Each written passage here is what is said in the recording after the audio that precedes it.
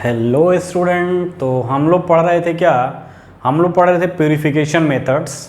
उस purification method से हम टॉपिक पे थे कि डिस्टिलेशन। ठीक है, तो डिस्टिलेशन में हमने पता दो टॉप बता दिया था, सिंपल डिस्टिलेशन और फ्रैक्शनल डिस्टिलेशन। डिस्टिलेशन में दो ही चीज़ होती है क्या, वेपोराइजेशन एंड कंडेंसेशन। ठीक है, यानी कि अब हम देखेंगे डिस्टिलेशन अंडर रिड्यूस प्रेशर। तो थोड़ा सा हम ओवरव्यू अंदर जो पढ़ाया है उसको देखता हूँ। सिंपल डिस्टिलेशन वहाँ जहाँ पे बॉइलिंग पॉइंट का डिफरेंस इम्प्योरिटी और ऑर्गेनिक कंपाउंड यानी प्योर कंपाउंड ज़्यादा हो, वहाँ सिंपल डिस्टिलेशन करते हैं। ठीक है, उसी तरह फ्रैक्शनल डिस्टिलेशन की बात करोगे तो वहाँ पे बॉइलिंग पॉइंट का डिफरेंस कम हो, जैसे पेट्रोलियम इंडस्ट्रीज में डिफरेंट फ्रैक्शन को ऑब्टेन करते हैं, तो वहाँ पे हम लोग क्या करते हैं, फ्रैक्शनल डिस्टिलेशन। जैसे सिंपल डिस्टिलेशन में क्लोरोफॉर्म का डिस्टिलेशन करते हैं, क्लोरोफॉर्म को सेपरेट करते हैं। ठीक है, अब हम देखेंगे डिस्टिलेशन अंडर रिड्यूस प्रेशर और उसी को बोलते हैं वैक्यूम डिस्टिलेशन। तो जो थर्ड डिस्टिलेशन का एक पोर्शन है बेटा, वो क्या है, थर्ड टॉपिक जो है वो है distillation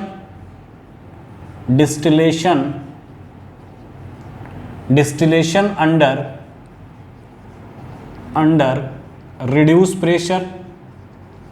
distillation under reduce pressure और इसी को बोलते हैं वैक्यूम डिस्टिलेशन।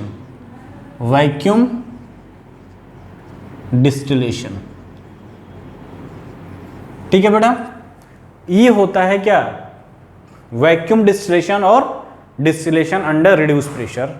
इसको पढ़ने से पहले कुछ हम कंसेप्ट देखेंगे कि क्यों कोई लिक्विड बॉयल होता है। एक्चुअल में ये बॉइलिंग टेम्परेचर का कंसेप्ट है, यानी कि वैक्यूम डिस्टिलेशन उसको करते हैं, इस टेक्निक का यूटिलाइज उस कंपाउंड के लिए करते हैं, ठीक है, जिसका बॉइलिंग पॉइंट क्या हो, बहुत ज़्यादा हो, वेरी हाई बॉइलिंग पॉइंट।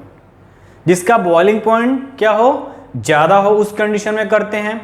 और जो अपने उस बॉइलिंग पॉइंट पहुंचने से पहले क्या डिकम्पोज हो जाए, उसके लिए करते हैं। उसके लिए हम क्या करते हैं, वैक्यूम डिस्टिलेशन करते हैं।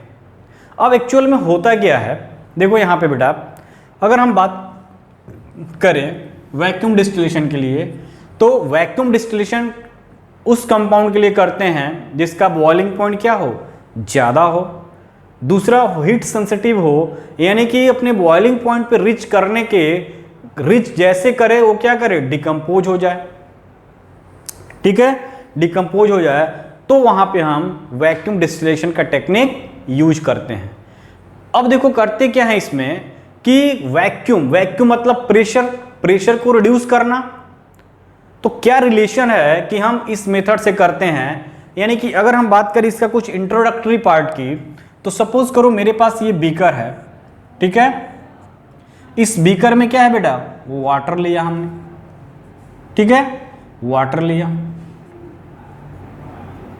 ठीक, अब ये वाटर लिया, वाटर का बॉइलिंग पॉइंट कितना होता है बेटा, 100 डिग्री टेम्परेचर।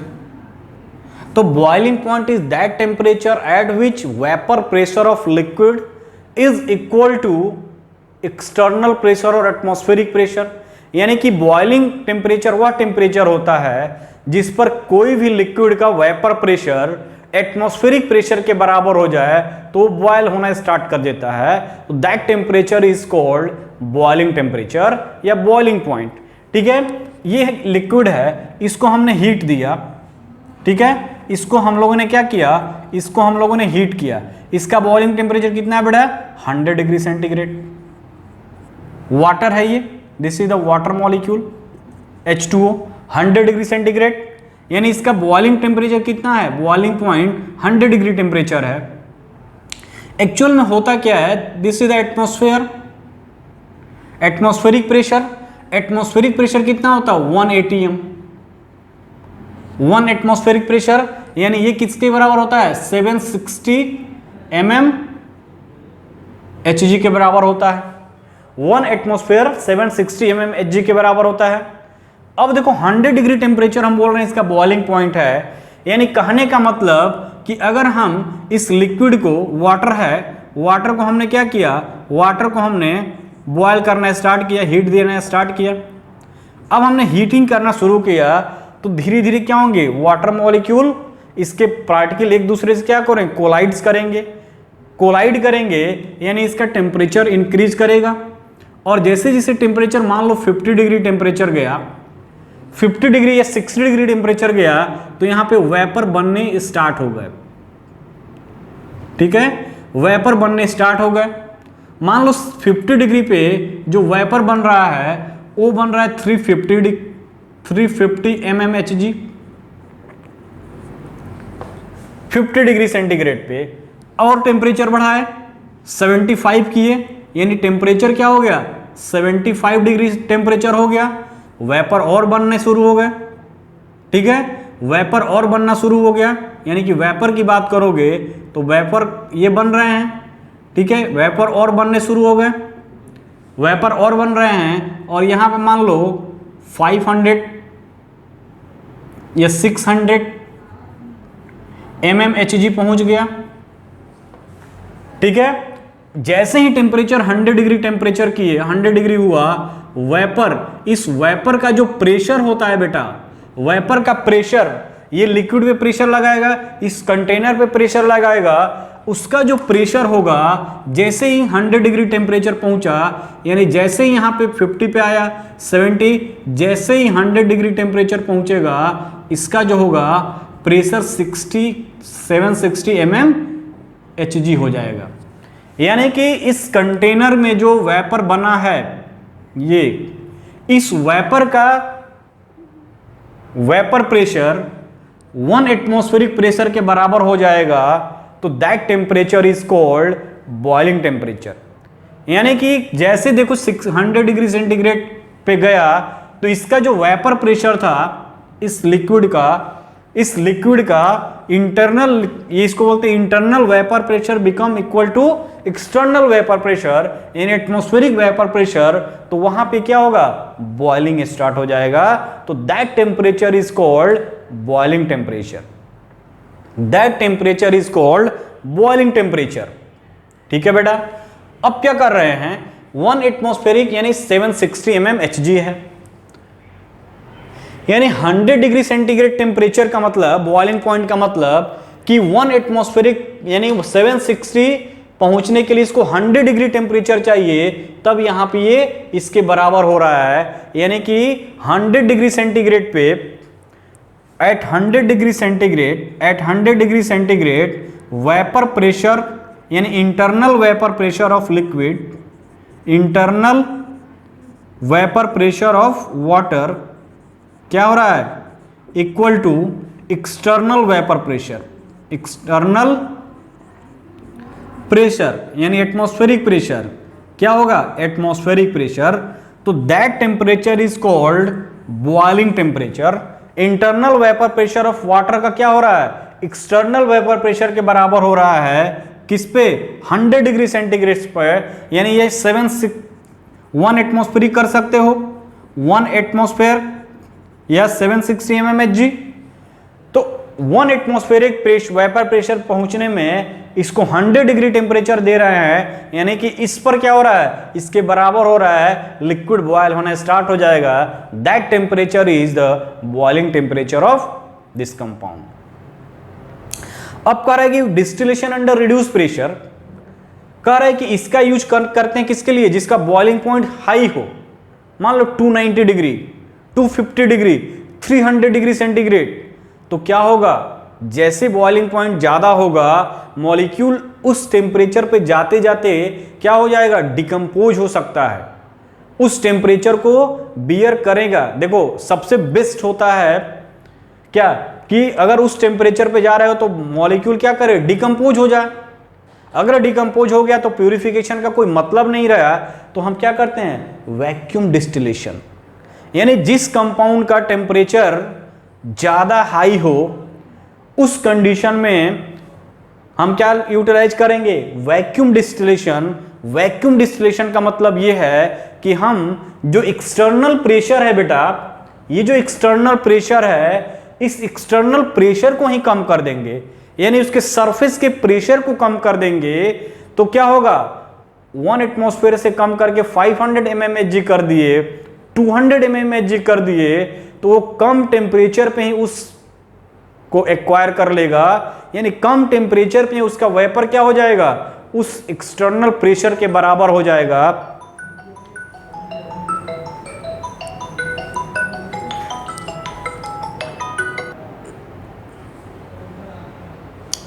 ठीक है बेटा, यानी कि ये था कंडीशन वैक्यूम डिस्टिलेशन का। मतलब हम क्या करेंगे, अब यहां पे ये जो कंटेनर है, ठीक है, ये कंटेनर है, इस कंटेनर में मान लो कोई लिक्विड है, इसका बॉइलिंग पॉइंट मान लो 280 डिग्री टेम्परेचर है, 280 डिग्री सेंटीग्रेड है। अब इसको क्या करोगे, हीट करोगे तो 280 पहुंचने से पहले ही क्या होगा, 280 डिग्री पहुंचने से पहले ही ये डिकम्पोज हो सकता है। तो हम क्या करते हैं, वैक्यूम के थ्रू इस जो एक्सटर्नल प्रेशर जो था 1 एटमॉस्फेरिक, ये तो और ओपन सिस्टम था, तो ओपन सिस्टम था तो ओपन सिस्टम से प्रेशर लगा रहा है 1 एटमॉस्फेरिक प्रेशर इस पर चारों तरफ, मेरे पे भी लग रहा है, आप पे भी लग रहा होगा। वैक्यूम डिस्टिलेशन में क्या करते हैं, जो डिस्टिलेशन यूनिट होता है उसको पूरी तरह वैक्यूम, मतलब कोई एयर पास ना करे, यानी एक्सटर्नल प्रेशर को ही हम क्या करेंगे, उसके जो ऊपर वाला जो प्रेशर है उसी को रिड्यूस कर देंगे, उसी प्रेशर को हम क्या करेंगे, रिड्यूस कर देंगे। तो क्या हो जाएगा बेटा, उस प्रेशर को जब रिड्यूस करोगे तो जो हमारा 760 mmHg एक्सटर्नल प्रेशर था, वो एक्सटर्नल प्रेशर वैक्यूम के थ्रू रिड्यूस कर दिए। तो जब एक्सटर्नल प्रेशर रिड्यूस करेंगे तो ये कम टेम्परेचर देकर ही उसको बराबर हम जा सकते हैं, यानी कि बिलो इट्स टेम्परेचर, इसका जो बॉइलिंग पॉइंट है उसके कम टेम्परेचर पे ही हम एक्सटर्नल प्रेशर को क्या करेंगे, एक्वायर कर लेंगे। और जब एक्वायर कर लेंगे तो मॉलिक्यूल क्या हो जाएगा, बॉयल होगा और उसको वेपर को बाहर कर लेंगे। तो इस तरह से हम क्या करते हैं, वैक्यूम डिस्टिलेशन में यूज करते हैं।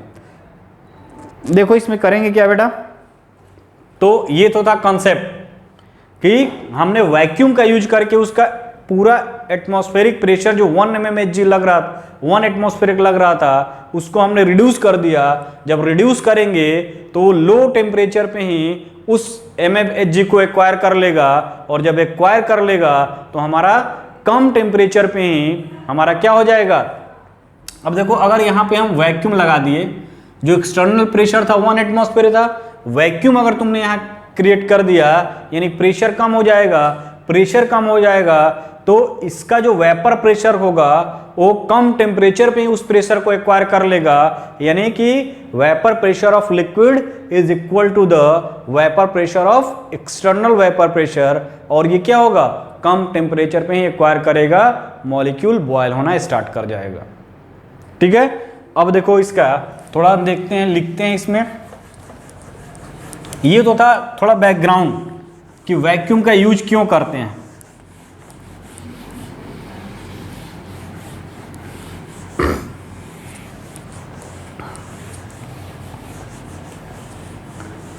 ठीक है बेटा,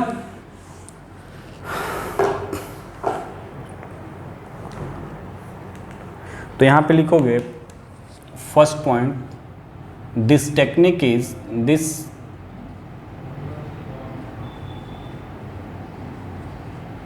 इज used to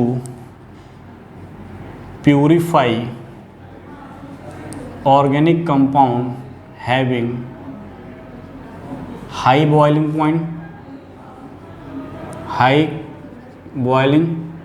point, जिसके पास बॉइलिंग पॉइंट क्या हो, ज़्यादा हो, एंड दूसरा high boiling point and those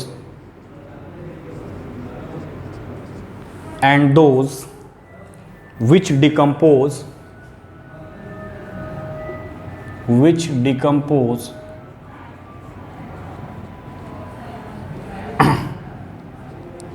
below or its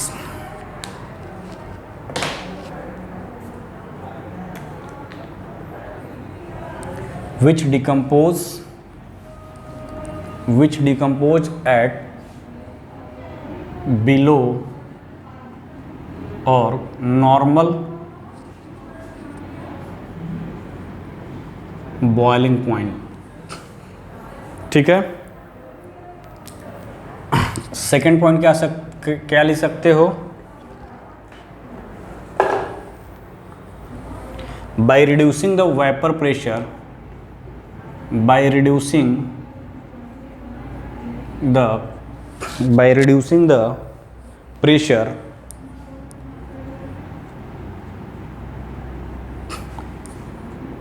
such liquid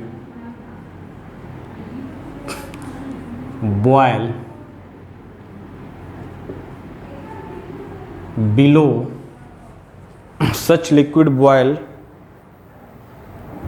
at temperature such liquid boil at temperature below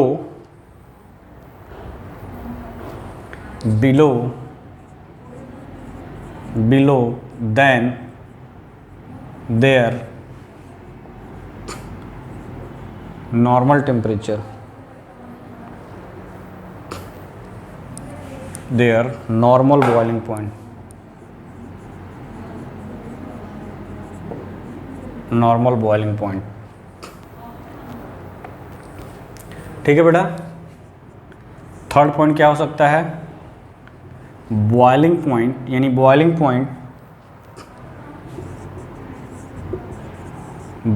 point is that temperature, boiling point is that temperature at which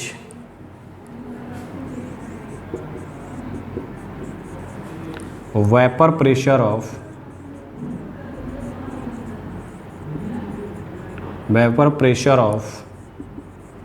liquid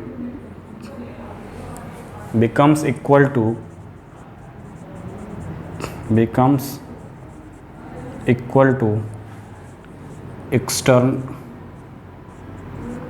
external atmospheric pressure।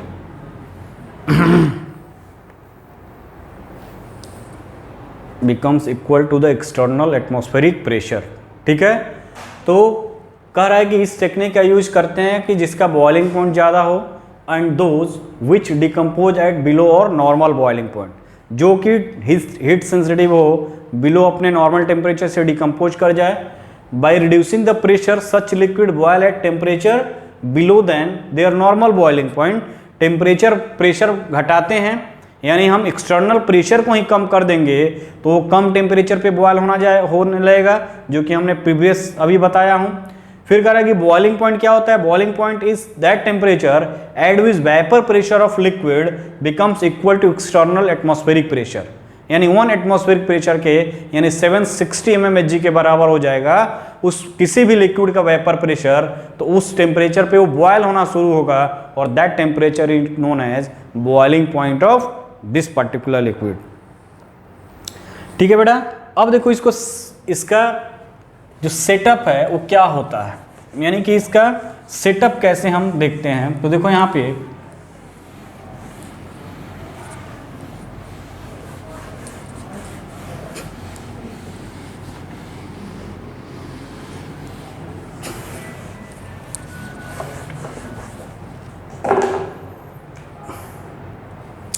देखो यहाँ पे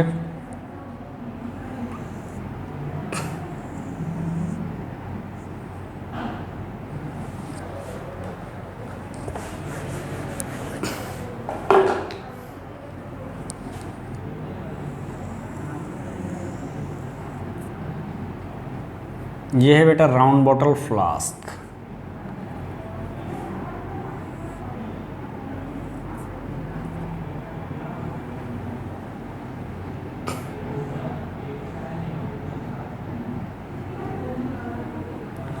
ये है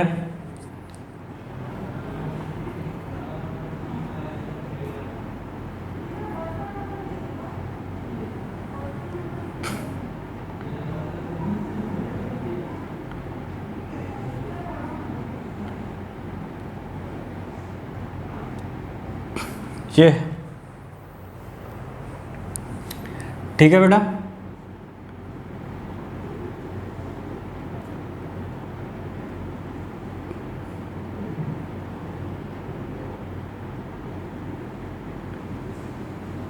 ये देखो,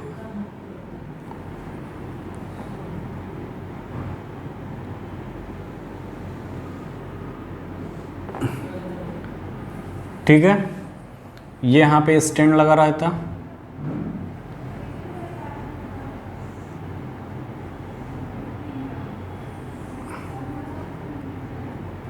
ठीक। ये एक बाउल होता है,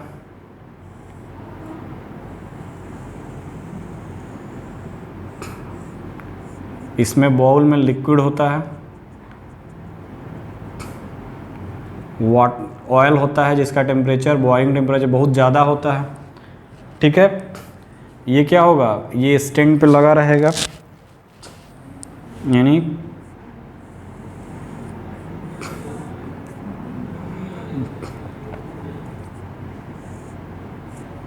ये है,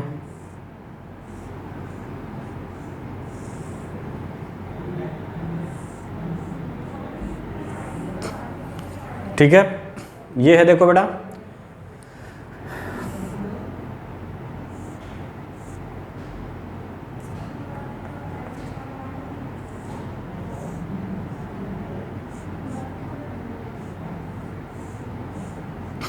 ये स्टैंड है, ये इसको होल्ड किया हुआ है, ठीक।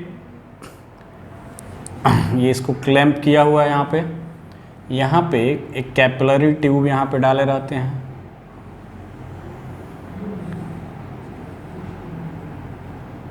ठीक है। ये है। अब देखो यहाँ पे बेटा, ये जो है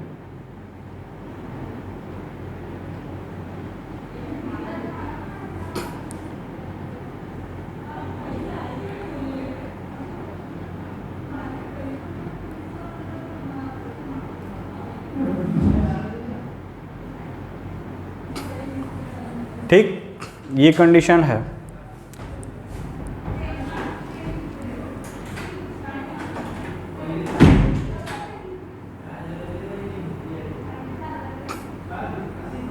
ठीक है, ये है।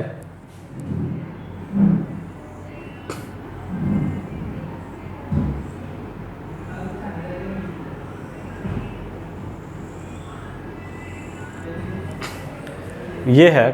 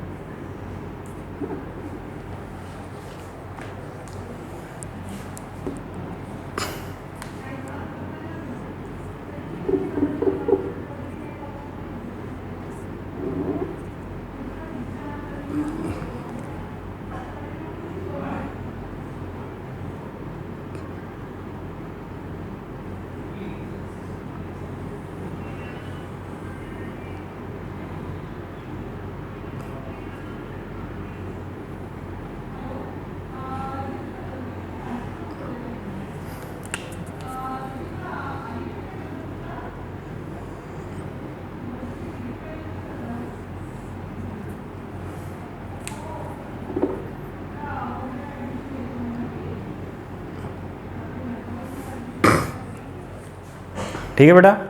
ये देखो, वैक्यूम पंप लगा रहता है,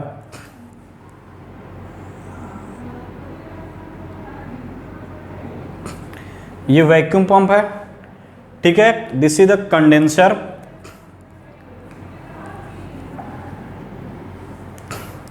यहाँ पे ये थर्मामीटर लगा रहता है,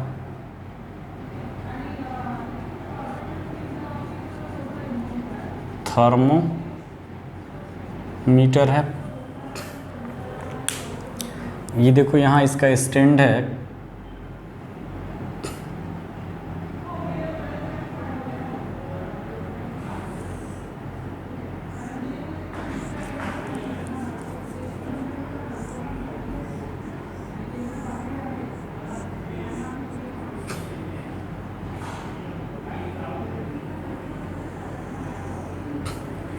ये इसका स्टैंड है बेटा। अब देखो एक्चुअल में होता क्या है, ये वाटर इनलेट है,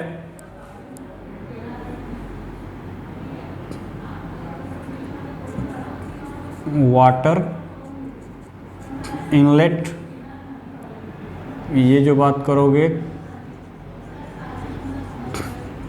वाटर, आउटलेट, ठीक है।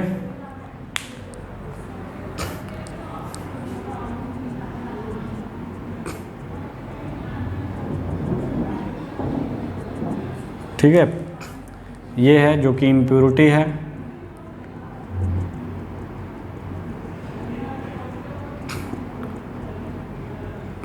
ठीक, इम्प्योर लिक्विड है।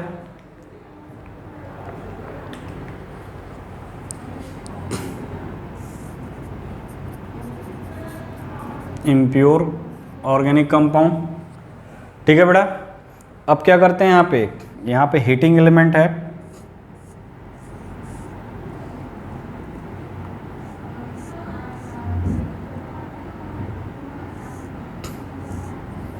ठीक, ये हीट कर रहा है,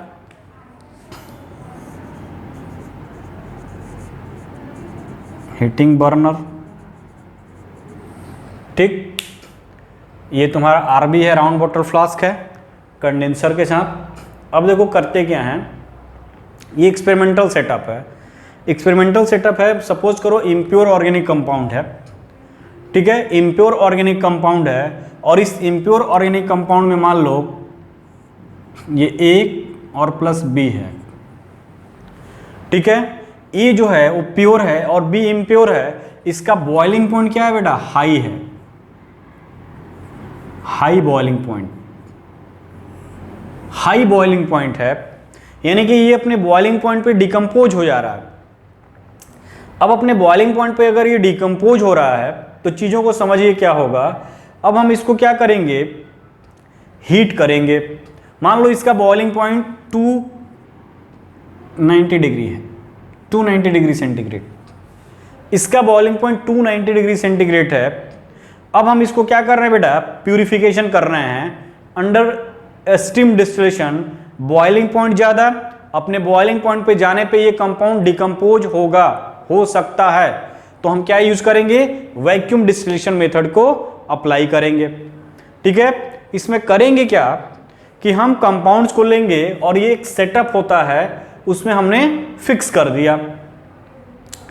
ठीक है, ये कंडेंसर लगा हुआ है, दिस इज द कंडेंसर, ये आप लिख सकते हो कंडेंसर है।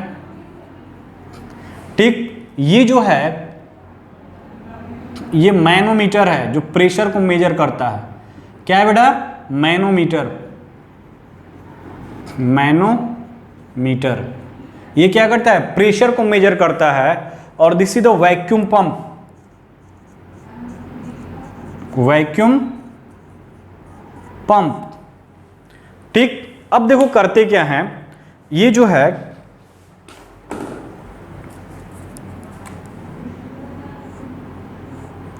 ये इस तरह से है। अब हमने हीट देना शुरू किया, समझो इसको, इजी है, बस समझ जाओगे हो जाएगा। कंपाउंड जिसको प्यूरिफाई करना हाई बॉइलिंग पॉइंट है और अपने बॉइलिंग पॉइंट पे वो डिकम्पोज हो सकता है, then we utilise vacuum distillation technique. अब करते क्या है? इसको हीट करेंगे, हीट करेंगे, इसका बॉइलिंग पॉइंट 290 डिग्री, इसीलिए हमने ऑयल बाथ लिया यहाँ पे। This is the oil bath, oil bath, oil bath यानी ऑयल लिया, रेजिन लेते हैं, रेजिन लेते हैं, पॉलीमर्स होते हैं, रेजिन्स लेते हैं। इसका बॉइलिंग टेम्परेचर 400 300, यानी कि ये बॉयल नहीं होगा, इसका टेम्परेचर बढ़ते जाएगा। इसीलिए हमने अगर वाटर लेते यहाँ पे तो रिएक्शन बम्प कर जाता, इसलिए यहाँ पे हमने वाटर यूज नहीं किया, बिकॉज 290 डिग्री हमको रीच करना है। तो वाटर यूज करते थे, ऑलरेडी ये रिएक्शन क्या करते हैं? बम्प कर जाता, इसलिए हमने एक बाउल लिया, उस बाउल में हमने वाटर यानी की जगह ऑर्गेनिक लिक्विड डाला, रेजिन होता है जिसका बॉइलिंग टेम्परेचर ज़्यादा होता है, उसके अंदर उस वाटर बाथ में यानी कि ऑयल बाथ में हम ये आरबी को क्या किए? रख दिए। अब हमने हीट करना स्टार्ट किया। हीट करोगे तो क्या होगा? टेम्परेचर बढ़ेगा, टेम्परेचर बढ़ेगा। अब देखो 290 तक जाने का मतलब क्या हुआ कि ये डिकम्पोज हो जाएगा, हाई बॉइलिंग पॉइंट है। तो करते क्या है कि ये पूरा सील पैक होता है। ये जो कंपाउंड्स ये जो होते हैं ना बेटा, वो एकदम सील पैक होंगे, एकदम चारों तरफ से कहीं भी इसमें आउटर एयर का कोई कनेक्शन नहीं होना चाहिए, एकदम सील पैक होता है। ये चारों तरफ से सीलिंग रहते हैं, ये चारों तरफ से कॉर्क से सील किए रहते हैं, इस टाइप से सील रहेंगे ताकि एक भी लीकेज ना हो कि एक्सटर्नल एयर इसमें एंट्री मारे। ध्यान से सुनना, ये टाइट पैक होते हैं, सील पैक होते हैं कॉर्क से, ये रबड़ के कॉर्क होते हैं उससे सील कर देते हैं ताकि एयर का लीकेज इसमें बिल्कुल ना हो, एकदम एयर टाइट हो। ये वैक्यूम पंप लगा हुआ है। अब देखो बॉइलिंग टेम्परेचर 290 डिग्री, यानी इसका मतलब कि इसका जब वेपर प्रेशर, ठीक है, अगर 290 डिग्री का मतलब क्या हुआ कि 290 डिग्री रीच करेगा तब इस लिक्विड का वेपर प्रेशर क्या होगा, एटमॉस्फेरिक प्रेशर के बराबर होगा, तब वो बॉयल करेगा। 290 डिग्री टेम्परेचर है, यानी कि इस टेम्परेचर पे आएगा तभी इसका वेपर प्रेशर क्या होगा, 1 एटमॉस्फेरिक प्रेशर के बराबर होगा, तब वो बॉयल करना स्टार्ट करेगा। तो वेपर बनेगा, वेपर इससे पास होगा, कंडेंसर से आएगा, यहां कंडेंस होगा। यहां पे देखो कंडेंसर है, इस कंडीशन में वाटर इनलेट आउटलेट है, यानी यहां पे क्या है, वाटर आ रहा है जा रहा है, आ रहा है जा रहा है, इधर से इन कर रहा है, इधर से घूम के इधर जा रहा है, ठीक है। यानी कि वाटर का आउटलेट, यानी यहां कूलिंग इफेक्ट हम लगाए रहते हैं। कंडेंसर का काम है क्या है, कूलिंग इफेक्ट का। यानी 290 डिग्री अगर बॉइलिंग टेम्परेचर है बेटा, तो जैसे जैसे इसको हीट करोगे टेम्परेचर बढ़ेगा, यहां पे वेपर बनने स्टार्ट हो जाएंगे। किसके, इस ऑर्गेनिक कंपाउंड का वेपर बनना स्टार्ट हो जाएगा, ठीक है। और वेपर बनना स्टार्ट हो जाएगा, बट कह क्या रहा है, अपने बॉइलिंग पॉइंट पे पहुंचने पे ये डिकम्पोज हो सकता है। तो हम क्या करेंगे, इसका जो बॉइलिंग टेम्परेचर क्या होता है कि वह टेम्परेचर जिस पर क्या हो, वह टेम्परेचर इस पर इस वेपर का वेपर प्रेशर एटमॉस्फेरिक प्रेशर के बराबर हो जाए, that temperature is called boiling temperature. अब हम क्या करते हैं, अब देखो एयर टाइट है, एक्सटर्नल प्रेशर इस पे नहीं है।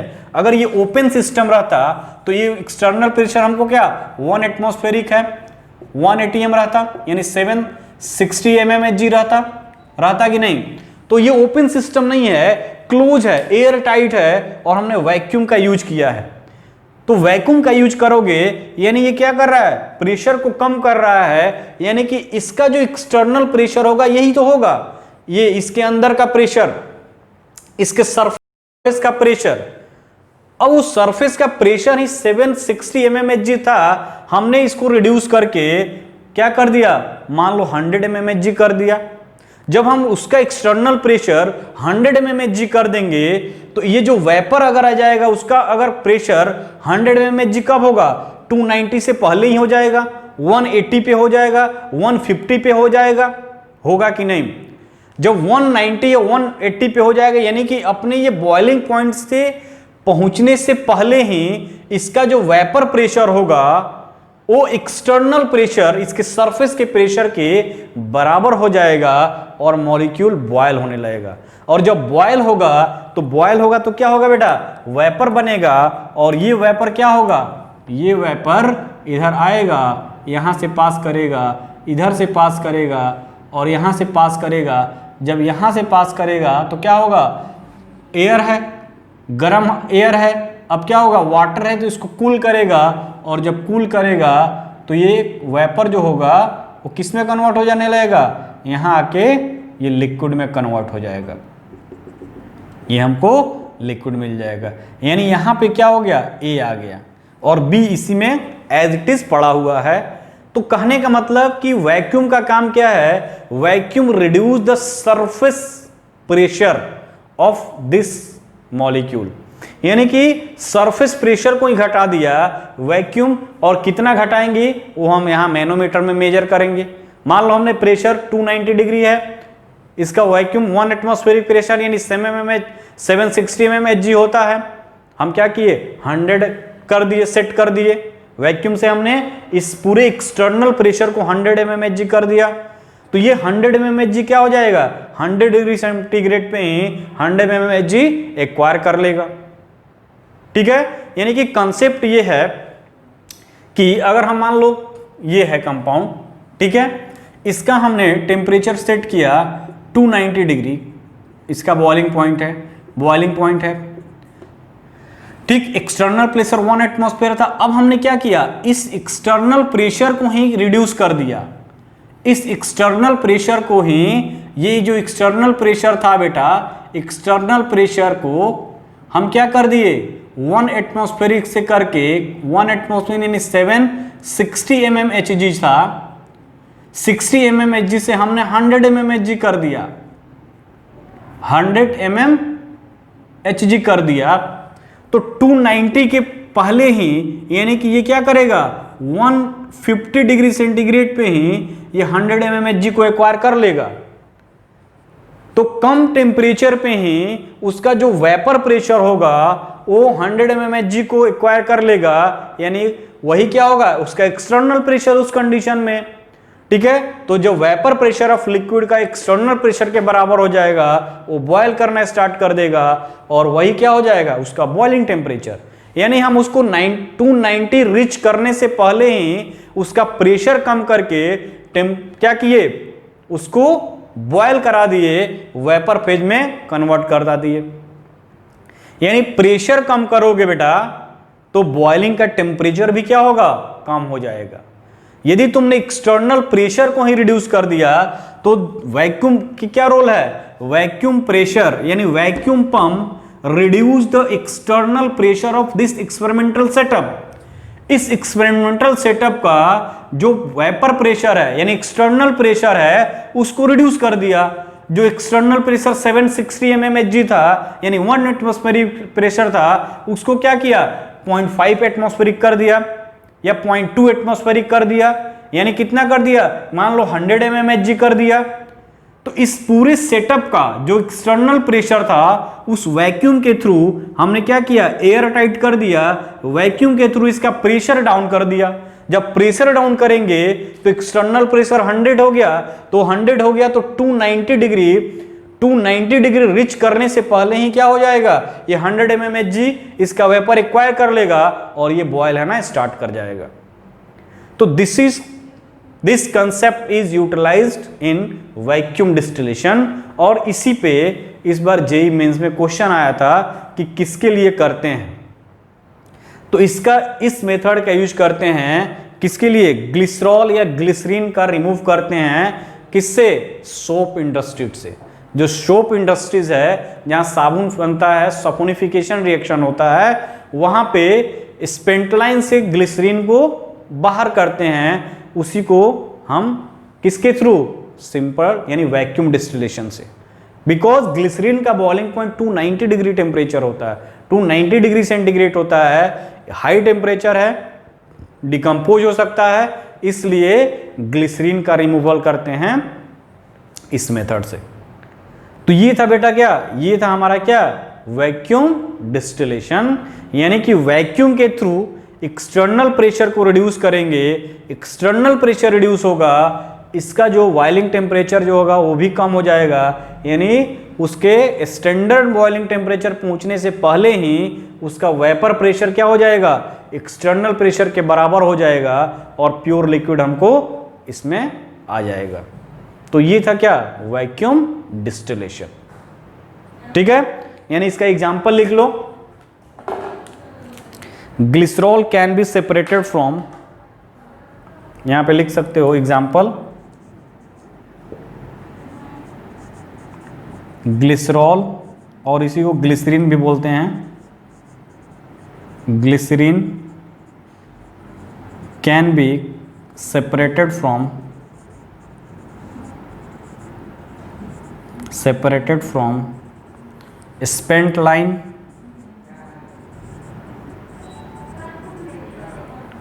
spent line glycerol or glycerin can be separated from spent line in soap industries,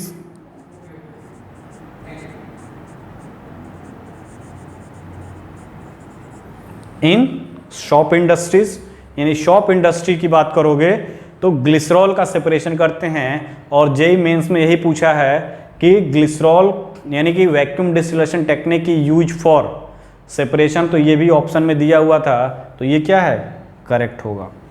तो हर साल एक क्वेश्चन आते हैं इस पर, ठीक है, एक नए क्वेश्चन जरूर मिलेगा आपको इस चैप्टर से, पूरे चैप्टर से एक क्वेश्चन जरूर मिलता है, तो ये ध्यान देना है। तो this technique is vacuum distillation. अब हम देखेंगे क्या बेटा, अब हम देखेंगे स्टीम डिस्टिलेशन मेथड। तो इसको आप नोट डाउन कर लेना।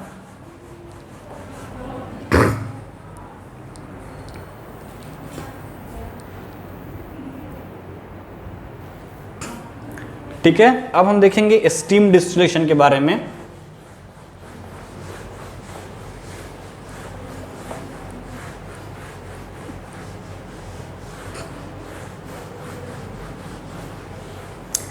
मोर और लेस सेम है स्टीम और वैक्यूम डिस्टिलेशन। अंतर देखो क्या यहाँ पे आएगा,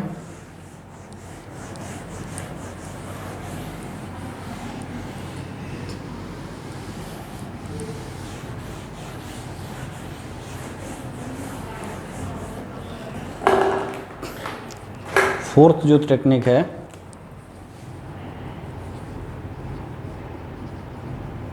स्टीम डिस्टिलेशन।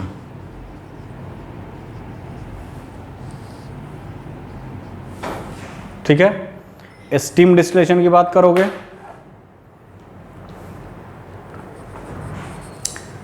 ठीक बेटा, स्टीम डिस्टिलेशन की बात करोगे तो देखो फर्स्ट पॉइंट लिखोगे, this technique is use for,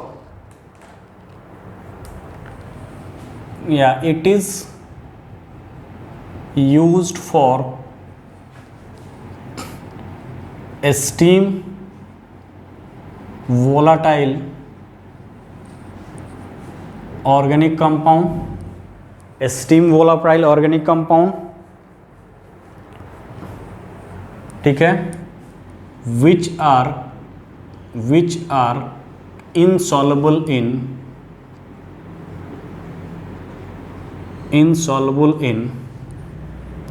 water या immiscible in water।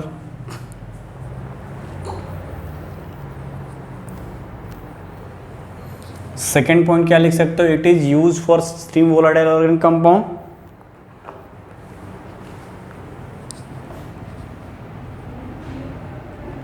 It is use to separate non volatile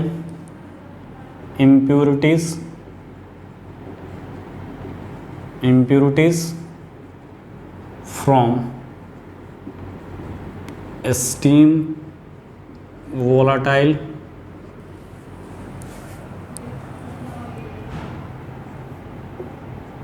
compound। ठीक है,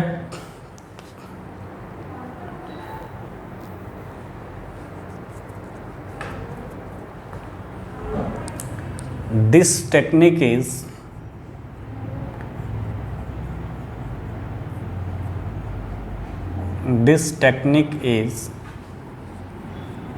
based on Dalton law of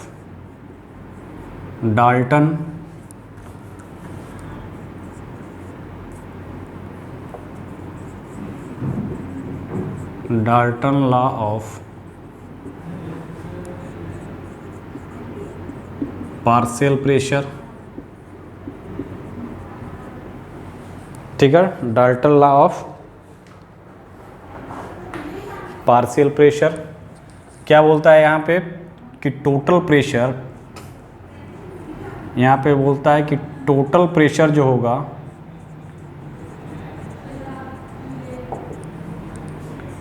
यानी कि partial pressure of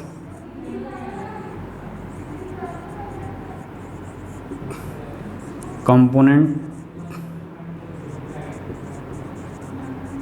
A plus partial pressure of component B, यानी कि P जो होगा ना बेटा, वो PA प्लस PB, ये याद करो। यानी याद क्या करना है, अब देखो यहाँ पे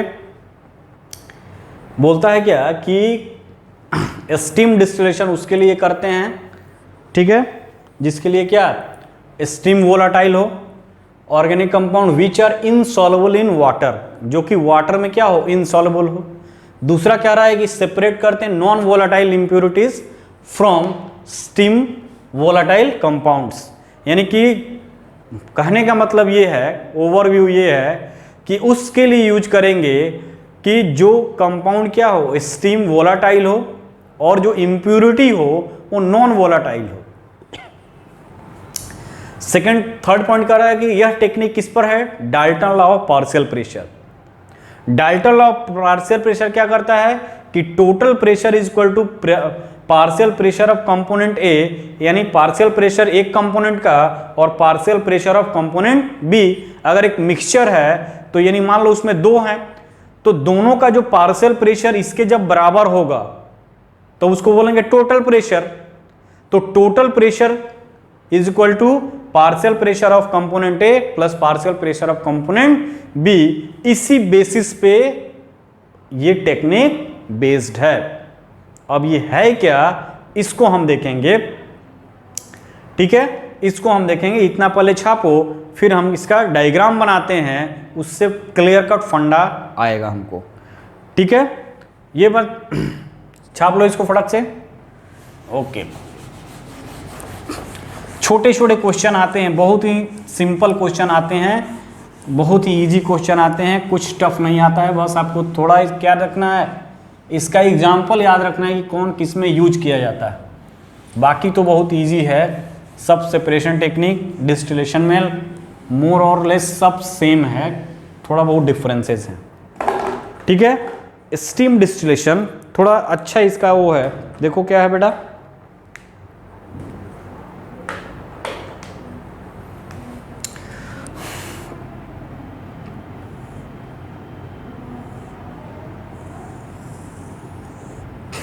ये है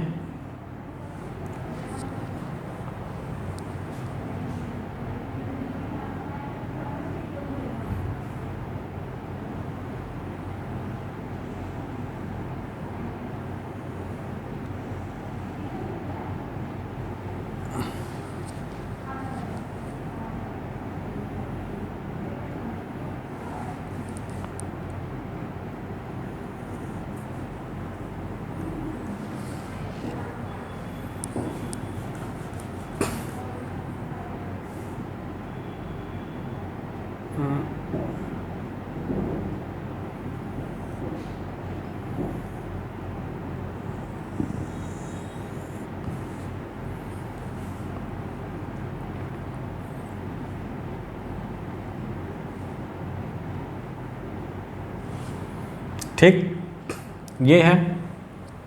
अब देखो यहाँ पे क्या है,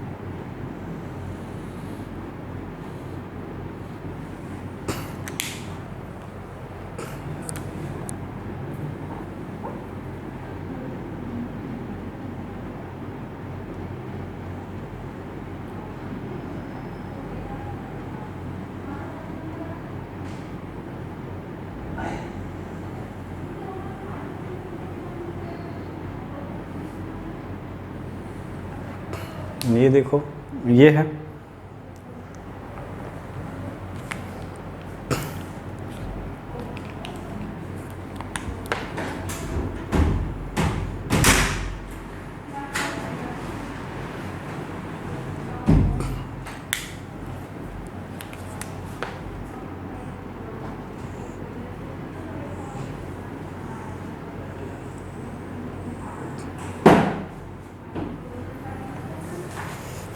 ये है, ठीक। अब देखो यहाँ पे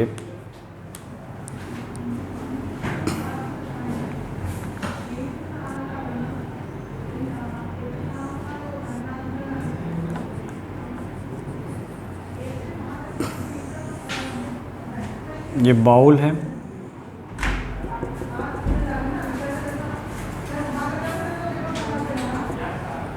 ठीक। ये है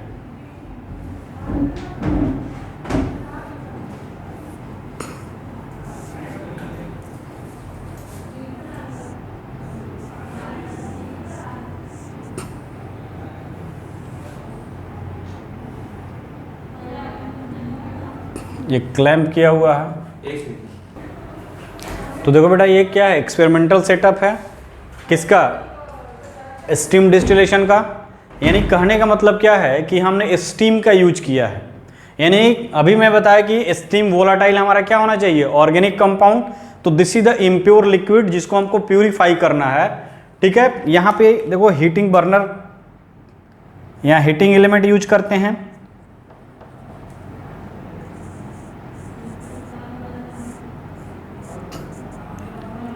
हीट करते हैं, इसको भी क्या करेंगे, हीट करोगे। जहां तक हमने कोशिश किया है, दिस इज द बर्नर। ये भी क्या है बेटा, बर्नर।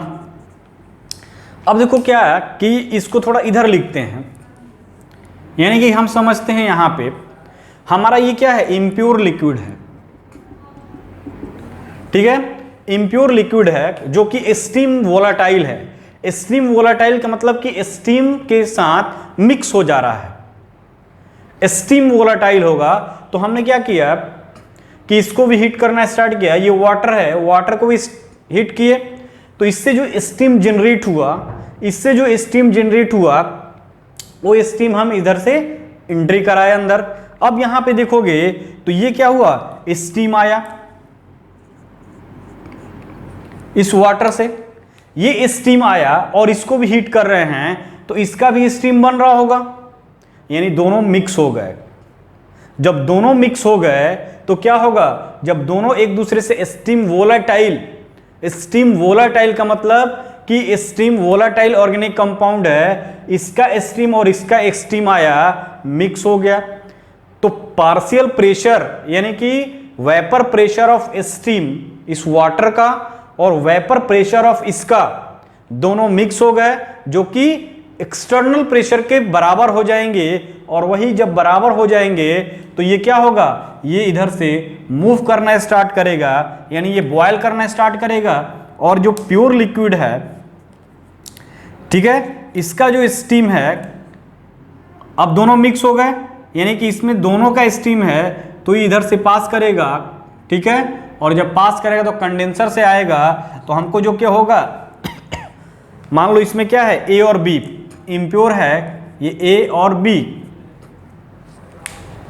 यहां लिखते हैं इम्प्योर लिक्विड। ये जो ए है,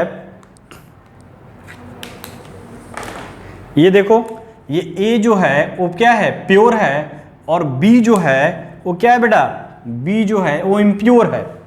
दिस इज द प्योर और this is the impure.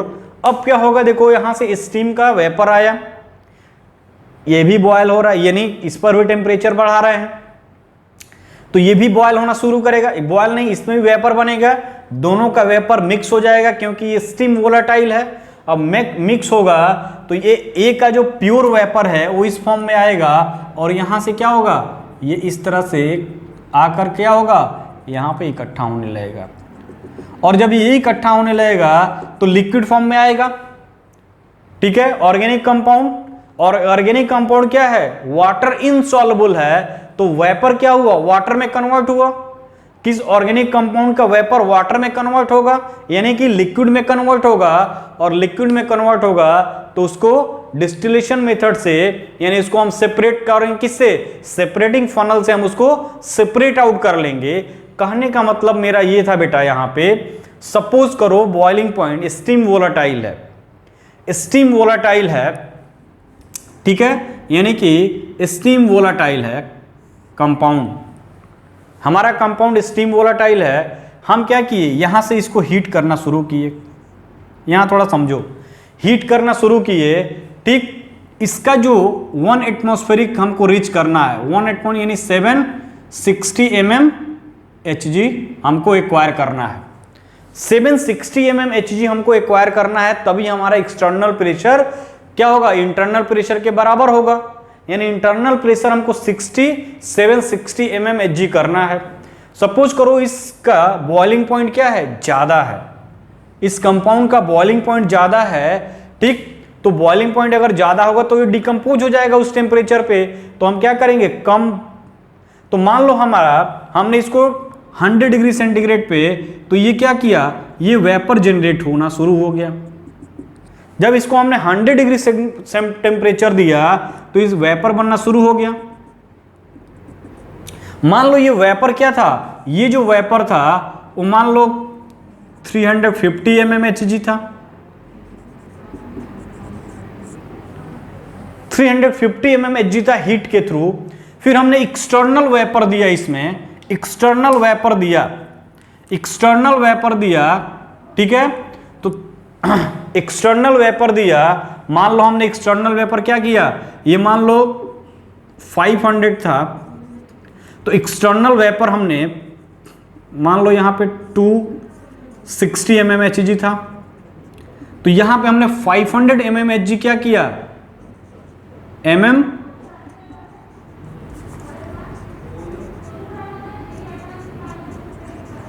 Hg add कर दिया एक्सटर्नल वेपर। तो 200 mm 260 ये और 500 ये दोनों को मिला दोगे, यानी कि इस प्योर का जो वेपर बना Pa, और यानी कि इस प्योर का और प्लस क्या हो जाएगा, इस वाटर का जो वेपर हमने दिया वो 500 mm थी, तो दोनों को मिक्स कर दोगे तो क्या हो जाएगा बेटा, 500 प्लस 260 ये किसके बराबर हो जाएगा, 760 mm Hg के बराबर होगा कि नहीं। वही चीज यहां अप्लाई करते हैं। इसका वेपर प्रेशर मान लो इसका वेपर प्रेशर 500 mm Hg आया, इसका 260 कम टेम्परेचर पे ही 260 mm Hg दिया, अभी ये बॉयल होना स्टार्ट नहीं हुआ है, दोनों को मिक्स कर दिए, तो दोनों का वेपर प्रेशर का जो सम होगा वो एक्सटर्नल वेपर प्रेशर के बराबर हो जाएगा। यानी कि sum of vapour pressure of this liquid water and sum of this vapour pressure of organic compound is equal to the external vapour pressure that is 760 mm Hg। तो यानी कम temperature, इसका बॉइलिंग पॉइंट मान लो 300 degree temperature था, इसका boiling point 300 degree temperature था, 300 degree centigrade था क्या बॉइलिंग पॉइंट, तो 300 लेकर जाते तब हमको 1 mm Hg आता। अब क्या किए, हम वेपर दिए इसका, तो इसका वेपर और 100 डिग्री सेंटीग्रेड पर जो वेपर बना, दोनों मिक्स होके दोनों का जो सम आया वो एक्सटर्नल वेपर प्रेशर के इक्वल हो गया। यानी vapour pressure of pure liquid, यानी क्या लिख सकते हो यहां पे, vapour pressure of water plus vapour pressure of organic compound, ये किसके बराबर हो जाएंगे बेटा, total vapour pressure, total vapour pressure, यानी ये इक्वल इसके बराबर हो गए। तो एट दैट टेम्परेचर यानी 100 डिग्री टेम्परेचर पे ही इसका बॉइलिंग पॉइंट क्या था, 300 डिग्री सेंटीग्रेड, बट इसके वेपर के ऐड होने के कारण दोनों का वेपर प्रेशर ऐड हुआ, तो टोटल वेपर प्रेशर 760, यानी ये टोटल वेपर प्रेशर हम क्या चाहिए हमको, 716 mm Hg चाहिए। मान लो vapour pressure of water 500 mm Hg दे दिया, तो ये 260 होगा, और 260 mm Hg एक्वायर करने के लिए हमको क्या चाहिए, 260 mmHg एक्वायर करने के लिए इसका 300 बॉडी टाइम, तो ये 100 पे ही 260 एक्वायर कर लेगा। तो दोनों का योग कर दोगे, दोनों का सम इस टोटल के बराबर हो गया, यानी लिक्विड बॉयल होने लगेगा। और जब लिक्विड बॉयल हो जाएगा तो जो वोलाटाइल ऑर्गेनिक कंपाउंड प्योर है वो कंडेंसर के थ्रू पास करेगा, लिक्विड फॉर्म में आएगा। इसमें मान लो वाटर का कुछ परसेंटेज है तो उसको सेपरेटिंग फनल से हम सेपरेट कर देते हैं।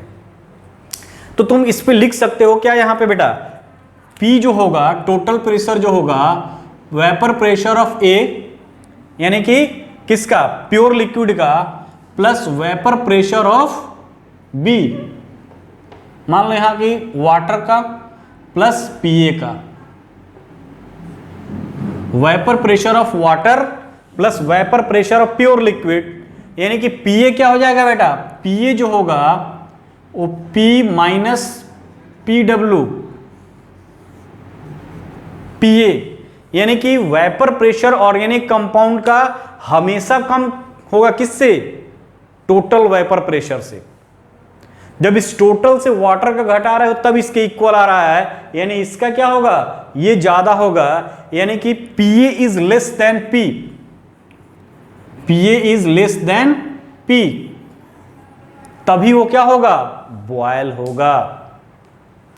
PA is less than P, यानी कि vapour pressure of PA is less than P, यानी इसमें इससे क्या कंक्लूजन लिख रहा कि इसका वेपर प्रेशर ज्यादा है, इसका वेपर प्रेशर कम है।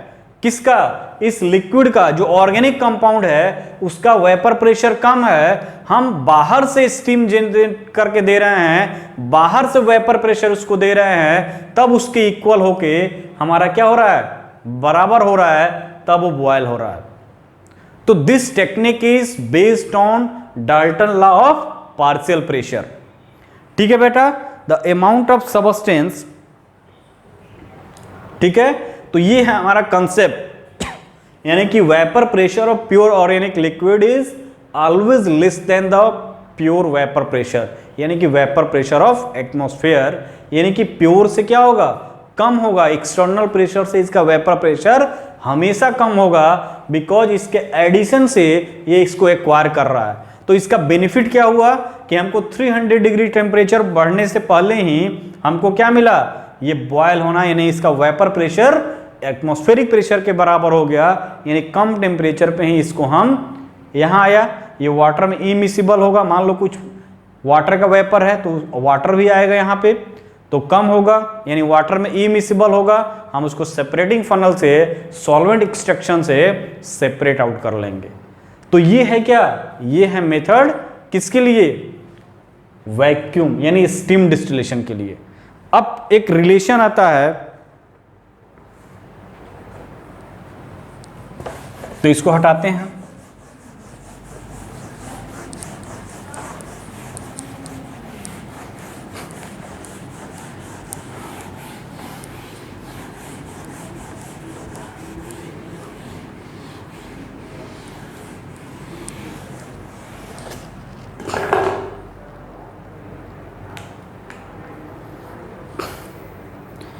The amount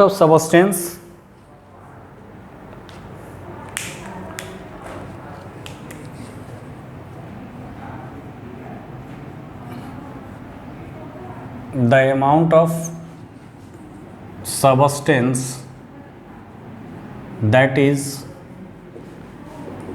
distilled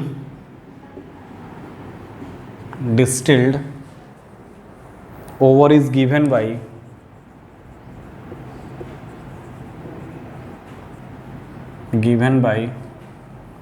यानी W1 upon W2 vapour pressure of water upon vapour pressure of ये इंटू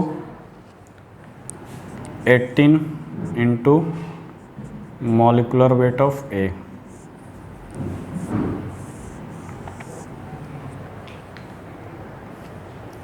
ठीक है बेटा, W1 क्या है, weight of water which is distil,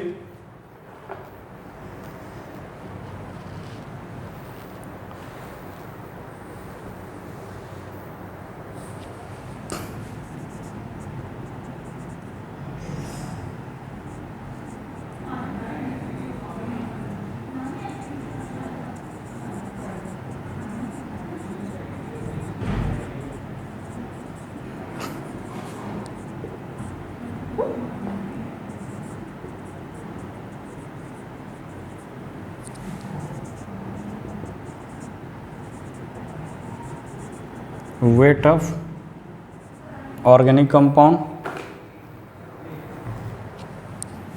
weight of organic compound जो लिए हो, पार्शियल प्रेशर PW क्या है बेटा, vapour pressure of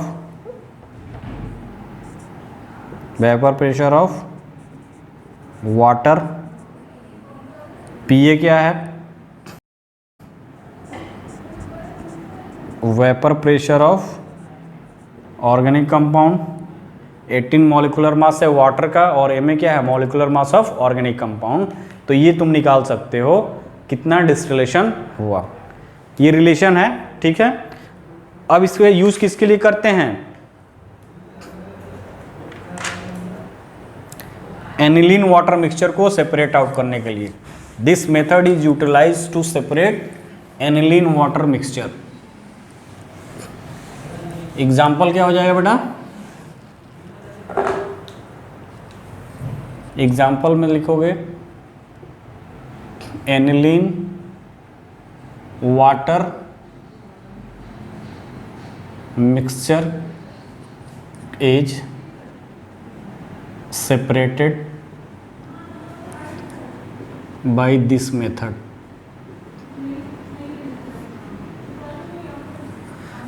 aniline water mixture को हम लोग क्या करते हैं, सेपरेट आउट करते हैं इस मेथड से, ठीक है बेटा। तो ये था डिस्टिलेशन, यानी कि डिस्टिलेशन खत्म हो गया। नेक्स्ट देखेंगे हम क्या, सॉल्वेंट एक्सट्रैक्शन एंड क्रोमेटोग्राफी, जो कि नेक्स्ट लेक्चर में आपको लेकर आएंगे। ओके बेटा, आप इसको अच्छे से पढ़िए, अच्छे से नोट्स बनाइए, because every year one question इस चैप्टर से आता ही आता है। इवन कल नीट का एग्जाम हो, उसमें भी क्वेश्चन आया था क्रोमेटोग्राफी के ऊपर, वो आगे का टॉपिक है, आएगा क्रोमेटोग्राफी, वहाँ हम डिस्कस करेंगे, ठीक है। आप इसको अच्छे से नोट्स बनाइए, अच्छे से तैयार करिए और एकदम कंप्लीट करते हुए आगे बढ़िए, ठीक है। किसी भी टॉपिक को आप लेफ्ट आउट नहीं करोगे। ओके बेटा, तो आज इस लेक्चर को यहीं क्लोज करते हैं। Okay, bye bye.